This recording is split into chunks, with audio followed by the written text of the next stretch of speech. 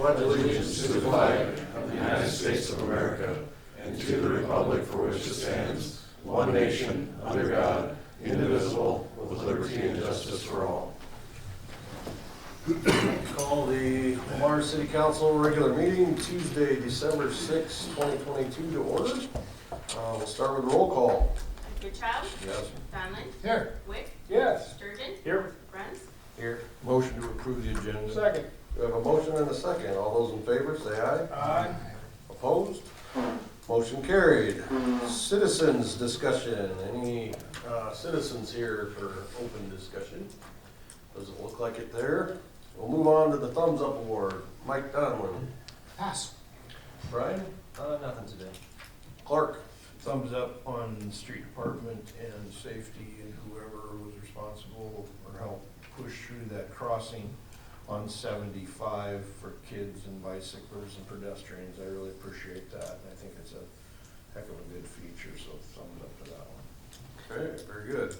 I'd like to give a thumbs up to those who volunteered and our city staff for the work on Hometown Christmas. It was a really nice gathering and very impressive, so very well done. So, That was mine. I'll just echo those. It was a great day. The weather cooperated. A lot of people turned out. Seemed to go well. So thumbs up. Mark Sturgeon? Thumbs up to the volunteers and the participants in the lighted parade, the people that braved the cold, and also thumbs up to the folks who have put lights on their house. And I hope next meeting I'll be able to give more thumbs up because more people will put lights on their house. So. Very good. Okay, let's move to consent items. All items listed under the consent agenda are approval of the November 15, 2022 regular meeting minutes, a list of bills for period ending 11/30/2022, renewal of the liquor license for Four Brothers, Willow Creek Bar and Grill, Habitué, Blue Tequila, and a new 5-day liquor license to Bachers. Number 4 is appointments for the Historic Preservation Commission. Number 5 is the Urban Revitalization Tax Exemption Request. And number 6 is Power Players Snowmobile Club request, which is their normal annual request, I believe. Who are those appointments? The appointments are for Beth Tanhoff to fill the unexpired term of Mike Wells Jr., and that'll be expiring June 30th, 2023, and for Lori Luenz as an additional member, which will make 6 members on the commission. It's just at the request of that board, so.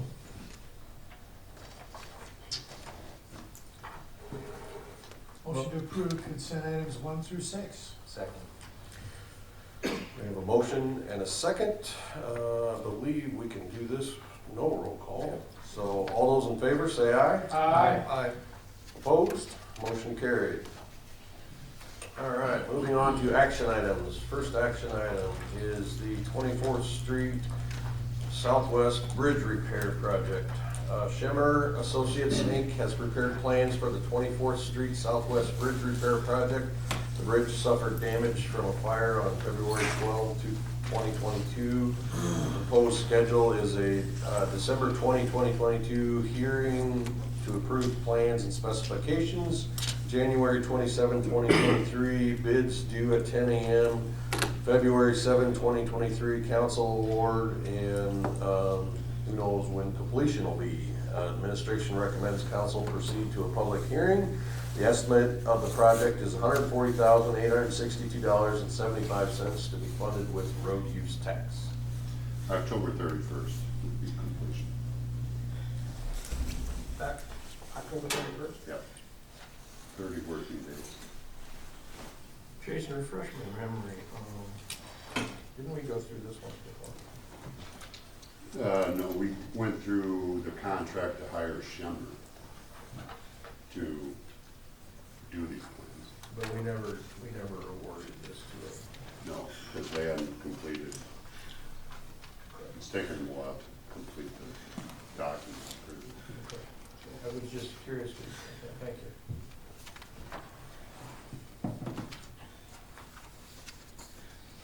So if you remember, I'm trying to remember too, but maybe Dave remembers.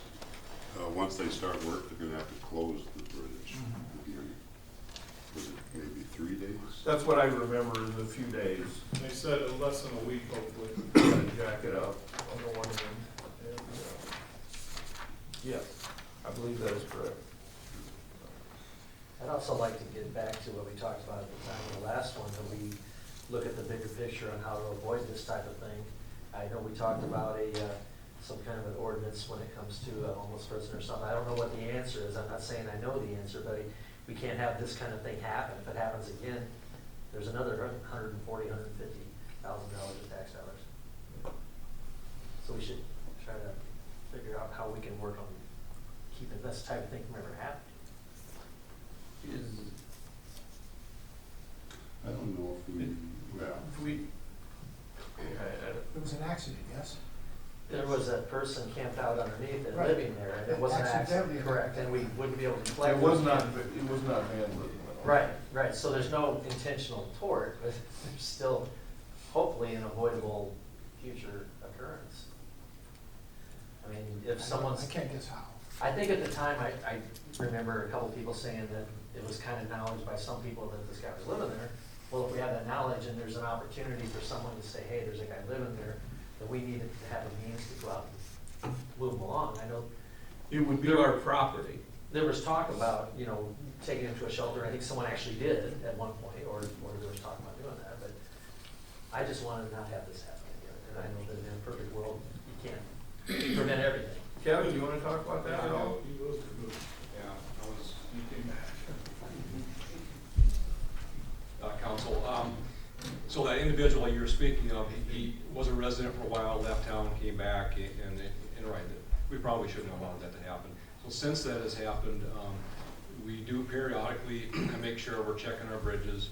If we see people coming and going from underneath, we will address it.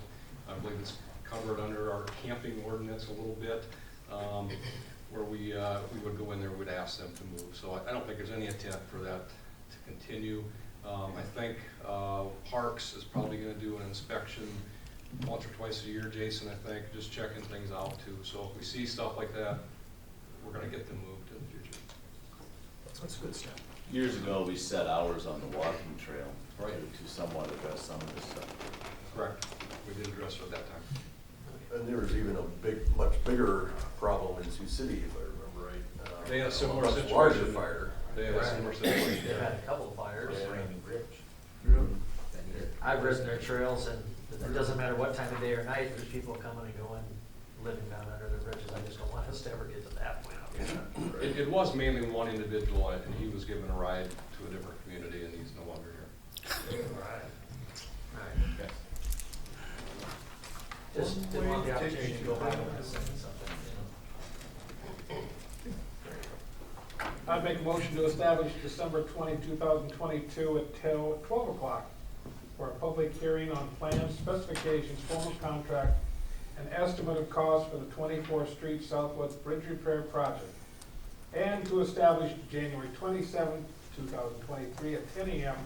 to receive and open bids with said bids to be considered at the February 7, 2023 meeting. Second. We have a motion and a second. All those in favor say aye. Aye. Opposed? Motion carried. Moving on to the Federal Airport Capital Improvement Program.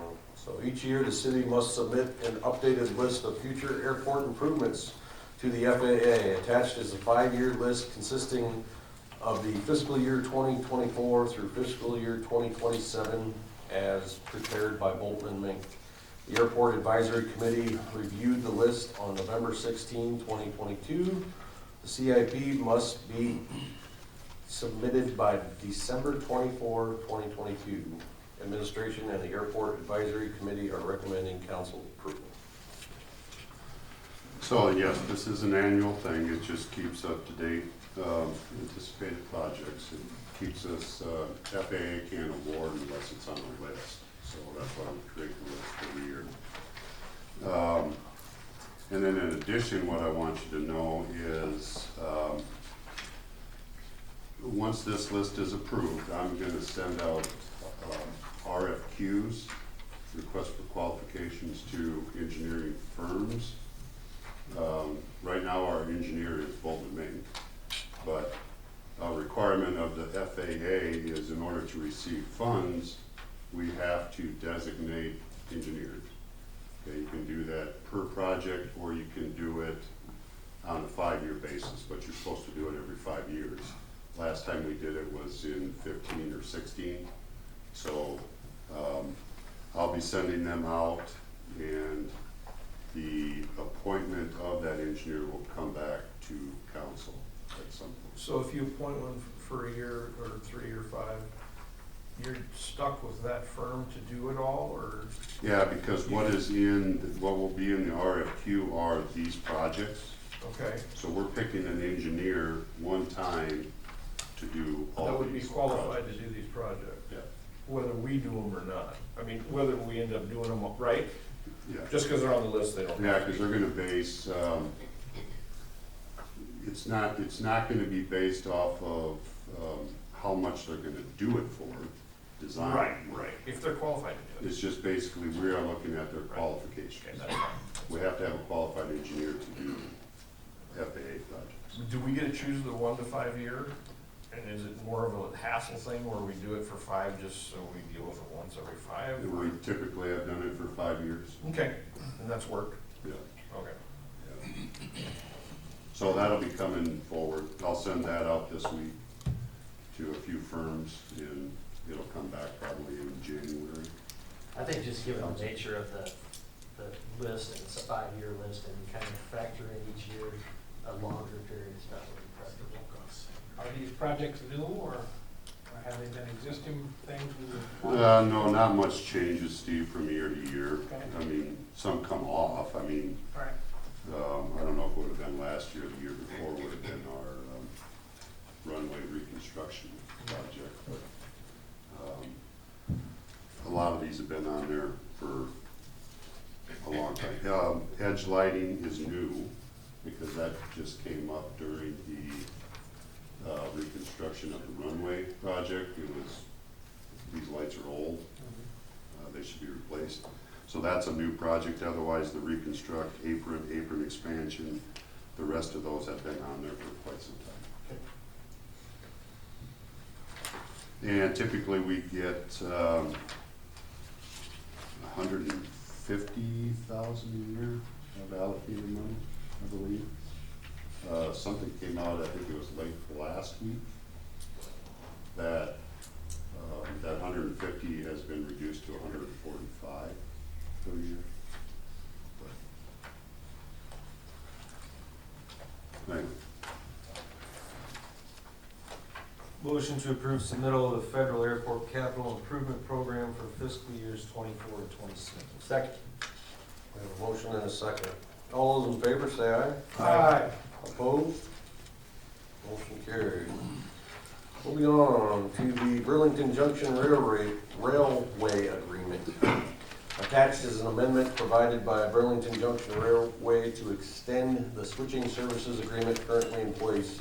Burlington Junction Railway has provided services on the city's rail since 2014. This amendment would extend the term to 2038. Also attached is the entire agreement. In the agreement, it states that the city shall receive $25 per rail car for every rail car for which Burlington receives compensation after a minimum annual cumulative volume of 1,500 rail cars for a period between January 1 and December 31. This will be the first year that the minimum will be met and the city will receive compensation. Administration recommends council approve the amended switching services agreement with Burlington Junction Railway. Burlington has been a great partner for the city. They are consistent in exploring avenues to bring businesses and increase rail traffic. And it's my understanding that the reason for the extension, even though we're not to the expiration of this extension, is that Burlington has brought a partner to the city of Lamar's to purchase a couple additional lots next to the rail transload facility. And Burlington Junction is going to be expending monies to extend the rail in through those two lots, and they need this agreement in place long enough so that they can, get Pay for it. a payback. So that's the reason for it. And we do have a representative from Burlington Junction here, as well as Mark Gall, who can explain other details as well. But that's the extent of the reason for the extension of the agreement. So they're happy with the current agreement. We're happy with the current agreement. It's just that they needed to extend longer, so. Well, that was my first question, was why are we going out so terribly long? So that explains that, thank you, and I understand that. So just to be clear, the city gets paid on car number 1501. Correct. Is that correct? That is correct, yep. Do you have a projection on what your projections kind of look like?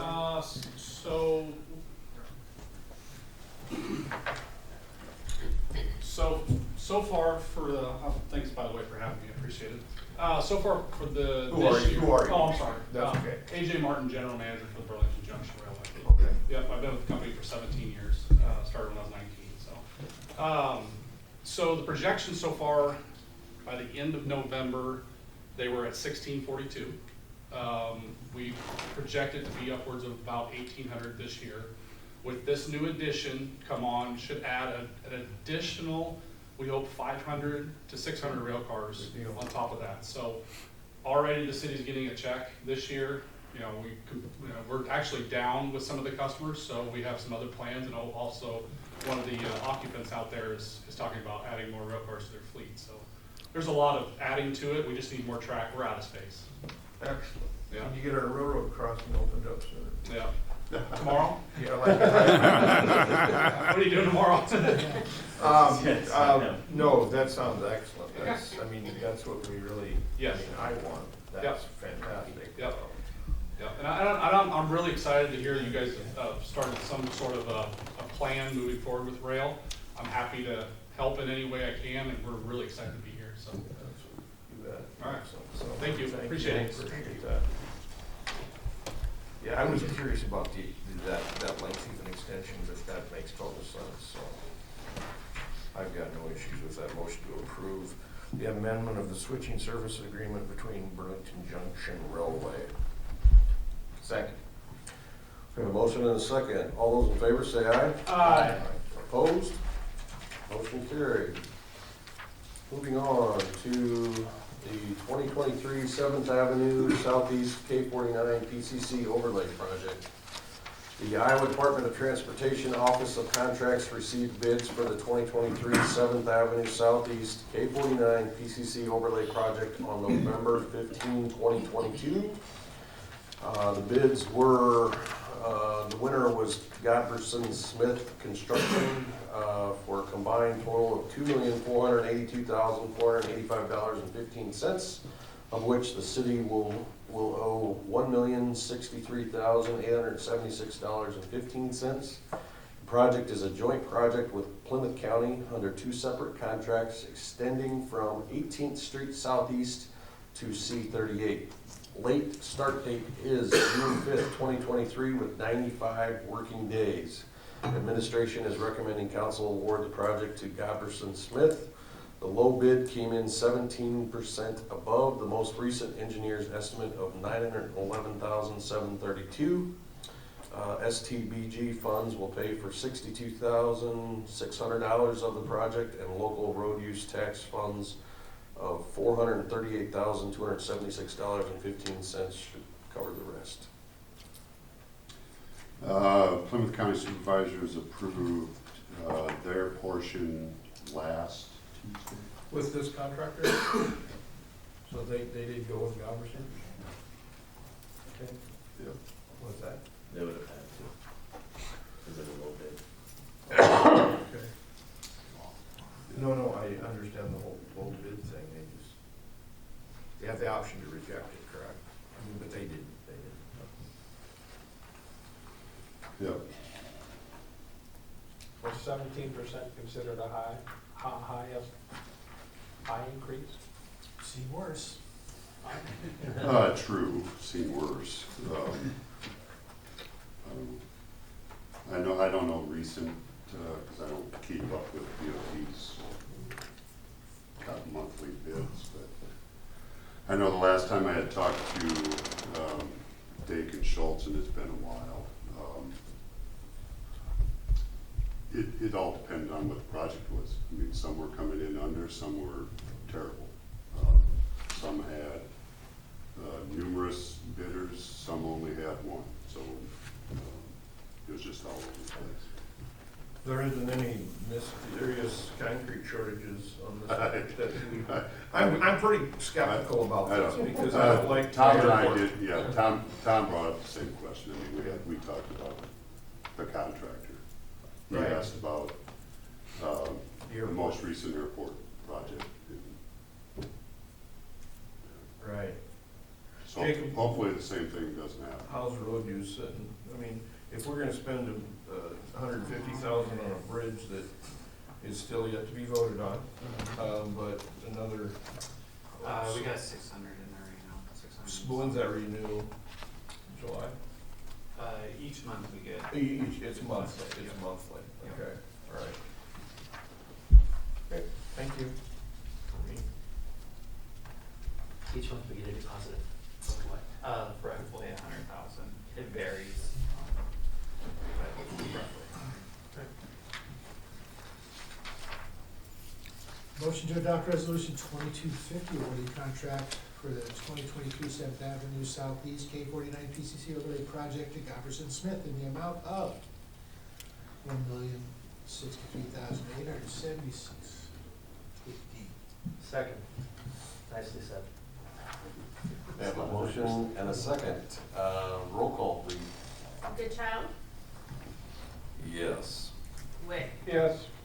Bruns, Yeah. Sturgeon, Yes. Donnan, Yes. Motion carried. All right, city discussion, city administrator. Not a whole lot. I'll just bring up the 12th Street Southwest Rail Crossing that was mentioned. We get calls. Everybody that calls or asks thinks that it's, the city can do something about it.